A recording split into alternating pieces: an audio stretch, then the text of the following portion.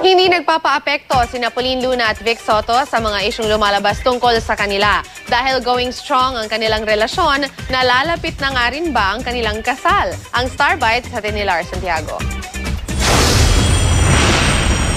By 3 different directors, I think this is the first... Magkatabi ang magkasintahang Vic Soto at Pauline Luna nang humarap sa press para sa MMFF entry nilang May Big Bossing.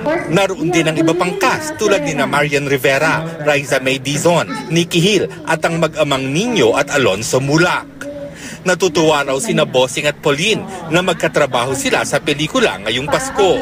E pagkatapos ba ng May Big Bossing ay ang Big Wedding? Si Marian yun, tsaka si Dingdong. Ninong lang ako dun, Ninong. Tsaka escort ko. Escort? Pero, wala pa ba? Another press con for that. Sabi nga daw po, parang kumain mo daw po yung parents ni Pauline. Ay, wala. Ha? Wala pang usapan na gano'n. Wala bang gano'n? That's pure chismis.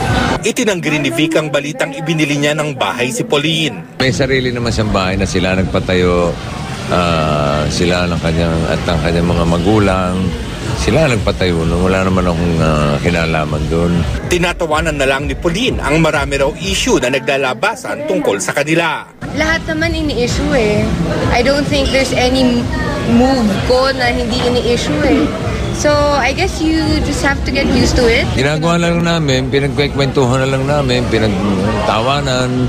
Lalo na pagka during downtime sa Bulaga. Isang bagay raw ang masasabi ni Pauline. I'm very contented and I don't think meron pang mas gaganda dun sa lugar at feeling na yun.